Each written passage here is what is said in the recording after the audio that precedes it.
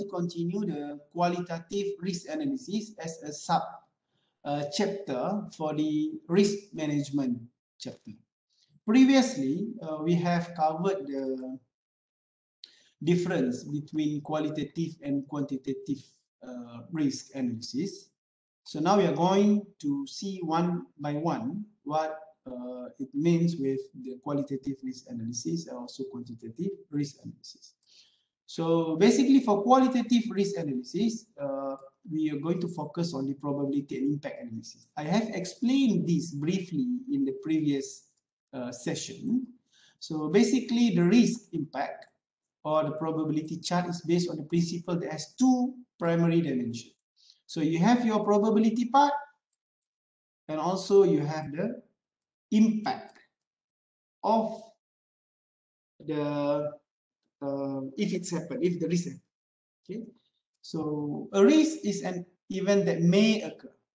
Okay, the probability of it occurring can range anywhere from just above 0%, above 0%. So it can't be 0. Okay, so the probability can't be 0, but it can be 0.1, right?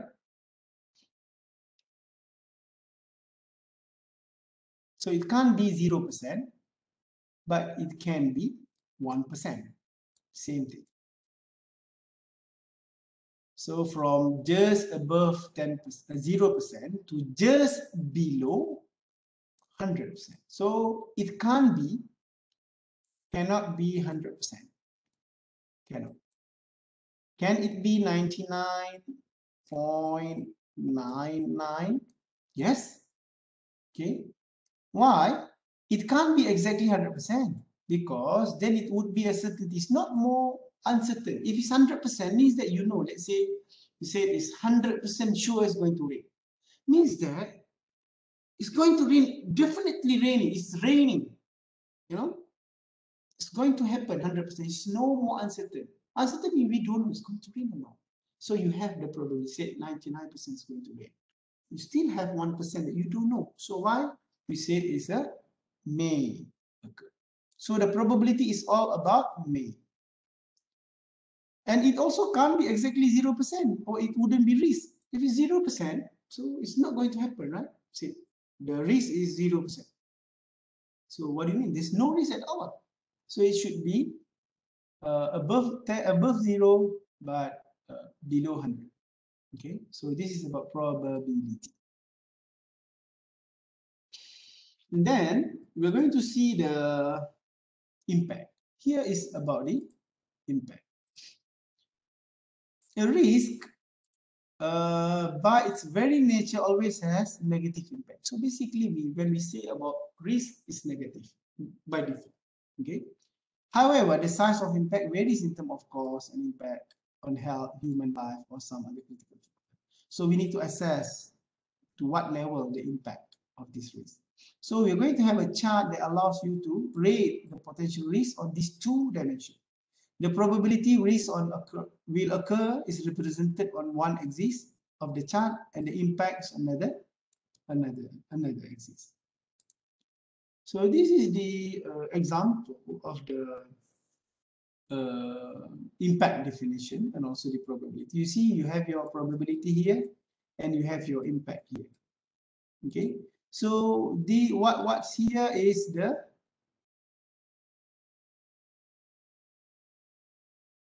information. Okay, it's the information that you calculate based on the probability impact. So it can be risk score, or it can be the opportunities.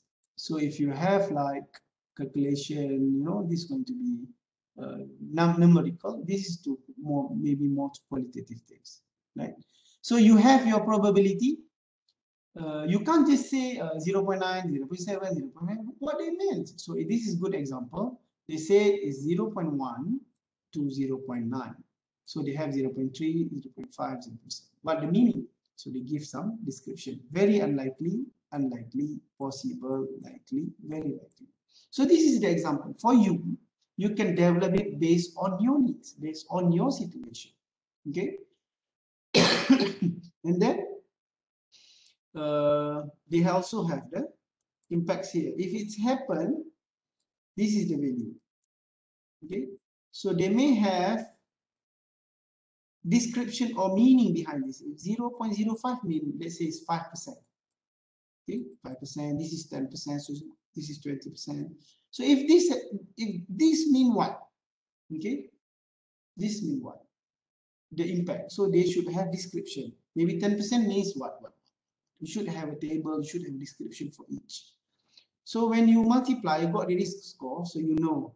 Okay, so the red is very high. So this one, this event, this impact is very high. Okay. Yeah, maybe the cost is high. So what do you need to do?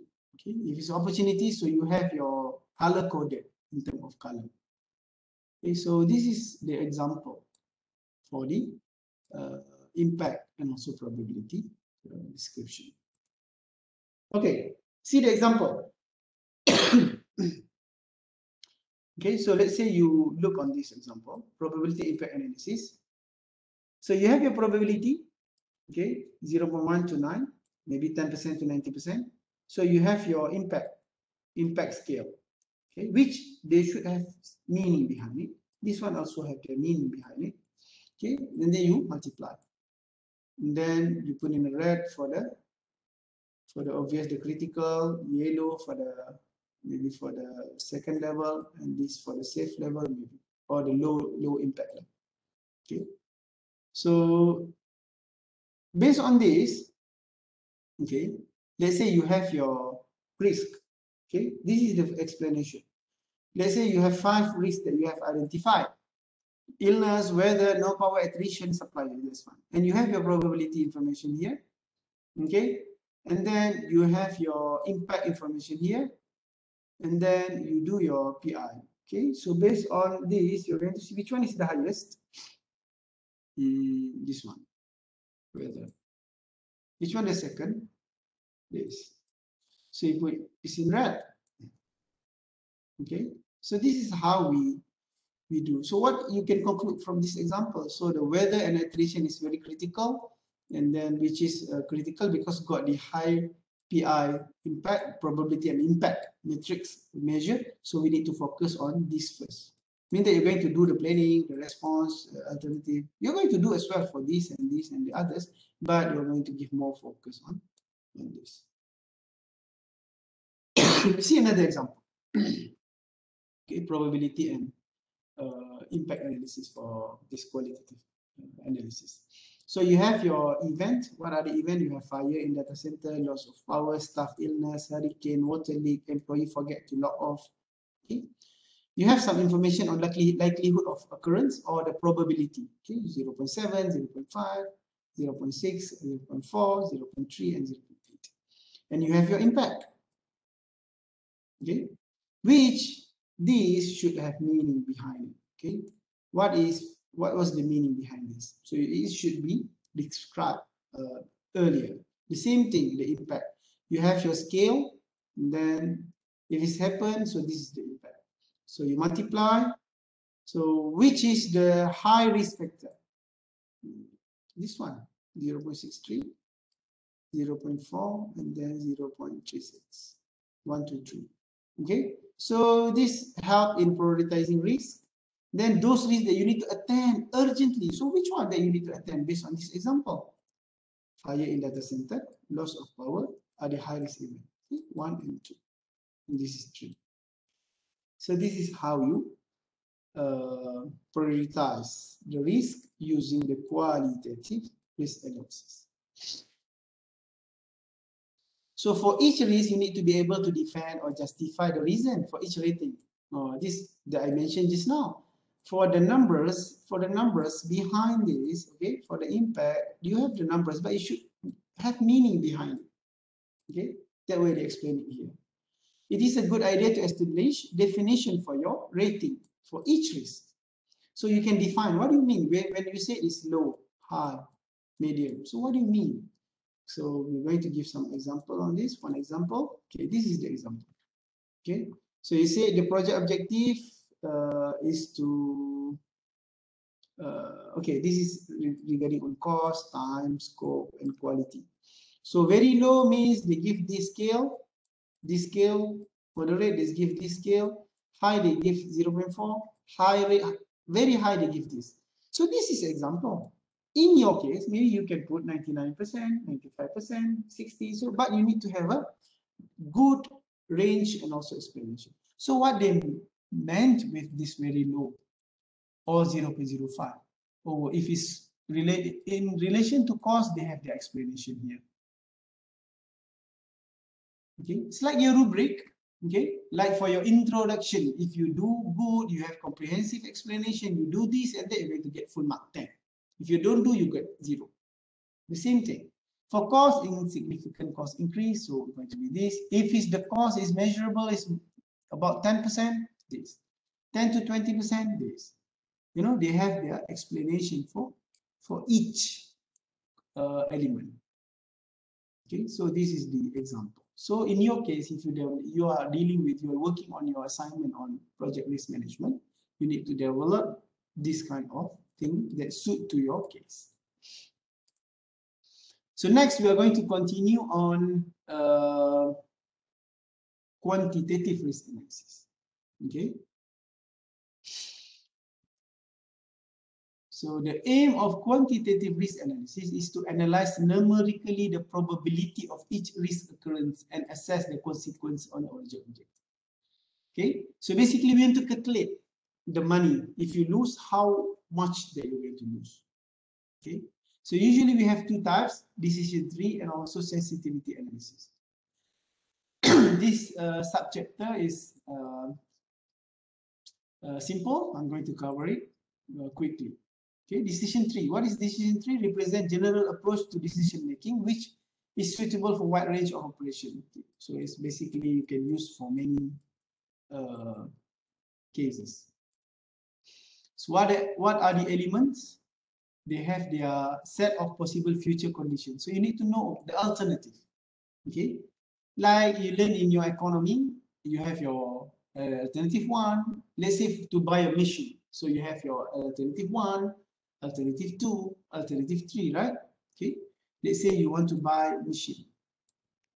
So you have machine 1, you have machine 2, machine 3, or you can say in order to improve this, you can buy a new machine, or you can repair the machine, or you embed another system to the machine. So you have 3 alternatives. Here is, let's say, new machine. Okay, this is what you learn in economy, right? So you are going to consider the interest rate, the monetary values and things, right? Here, you're going to add more, the probability. They say this is 0.5, this is 0.25, this is 0.25. The probability to happen. If it's happened, what's going to be the impact? Okay, in terms of money. So it's something like you are integrating more measure to understand the decision. Okay, so you should have a list of alternatives for the managers to choose from. Like this, you have more, and then a known payoff each alternative. So you need to know the value, the impact, or the monetary information for each.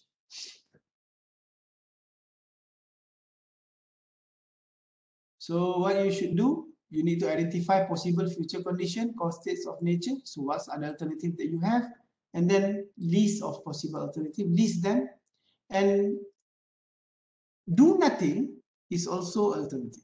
Okay, so like the previous example here, okay, actually you have 4 alternatives, which is do nothing.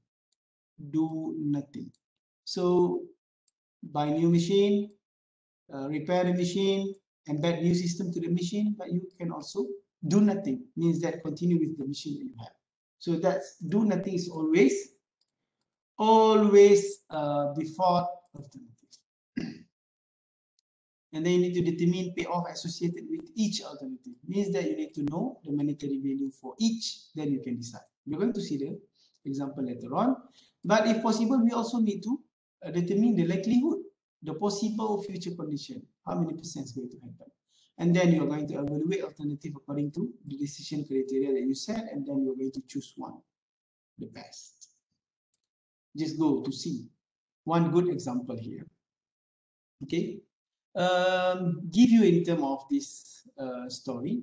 Let's say you can choose between two businesses. Okay, either to do a candy shop or a lemonade stand. Okay, this is candy shop, this is lemonade stand. So you got information by doing this candy shop, you can earn up to 100.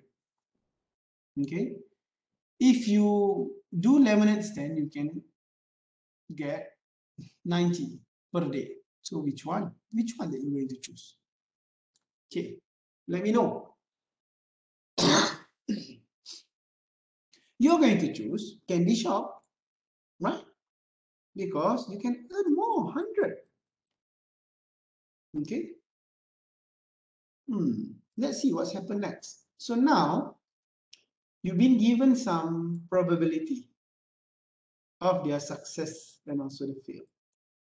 So the same alternatives, this is alternative 1,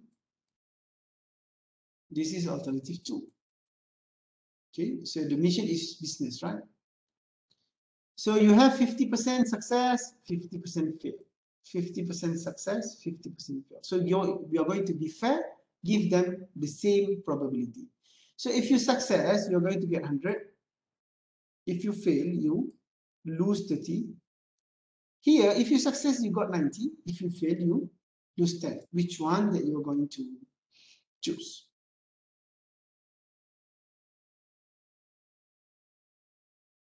Which one? This or this? Yes, of course you can't choose it now. Of course, now, because this is simple example, you're going to say, let's take this because it's almost close to 100. But if you lose 10. Here is more. So just take this one, right? But this is because it's given a very simple scenario. Let's say they give you many information that you need to calculate. So you need to calculate actually. What you are going to do, you need to calculate the expected value, monetary value. Okay, so 50% success is 100, right? So 50% 100, you plus with, so you need to take into consideration both. Okay, take them and plus. So 50% success, you got 100, and then plus with, if it's 50% failure, minus 30. So you got total EMV, expected monetary value, 35. Okay. How about the lemonade stand? 50% success, you got 90. So you take this. I mean, you need to calculate for this and also this plus the scenario. Okay. So 50% you got 90 plus with 50% you minus 10, you got 40. Okay. So which one? Now it's visible, it's tangible, clear cut that you can choose. Yes, accept. This is right. You choose this one. Okay. So this is the explanation for what I have shown you in the previous slides. Okay. So 40 based on expected value for them. So expected value, what is expected value? You should understand by this example, right? But the way to explain it here actually is a predicted value of a variable calculated as the sum of all possible values, each multiplied by the probability of its occurrence, right? I'm going to give another example. Okay, so this is another example on decision tree. You have something to choose. You have alternative A and B. For A, you have this probability. Please understand that probability values that you total up here, it should be 1 or 100% because you have all the probabilities. Okay. So if this happen, this is the profit that you get. If this happen, you got this. Means that this is the impact. And this is the probability. It's similar like PI. You need to multiply them to get this expected value. So for alternative A, you have these 25%, this will happen. If 10%, you're going to lose this money. So you take into consideration all of this information as here. Multiply the PI to get the expected value. Okay, and then you got the summation 3 million. Okay, the same thing for B. You do the same thing, you give the information. Of course, this is example for you to understand the calculation. Okay, so you multiply with PI, P and I. This is P, so yeah, this is P and this is I, the impact, the profit. So you got here and then 2.6 million. So now it's clear cut, A or B? A, because more profit. So this is what we say decision tree example. Next, we're going to see quickly sensitivity analysis. This is also the quantitative and risk assessment method. Okay, so what is sensitivity analysis? It's a technique used to show the effect of changing one or more variables. So they're going to see what's going to happen to the impact, okay, if you change the variables. For example, many people use it to determine what the monthly payment for a loan will be given, different interest rates or period of loan, or for determining break-even point based on different assumptions. So you can use this spreadsheet software, even Excel. It's a common tool for performing this sensitivity analysis. What should you understand from here? The example is, let's say you buy a car, okay? You buy a car and then you make a loan, right? The loan, let's say, RM 80,000. Okay, so what is your monthly payment? Let's say 400 ringgit. Okay, this is 400 ringgit if your N is, let's say, 5 years.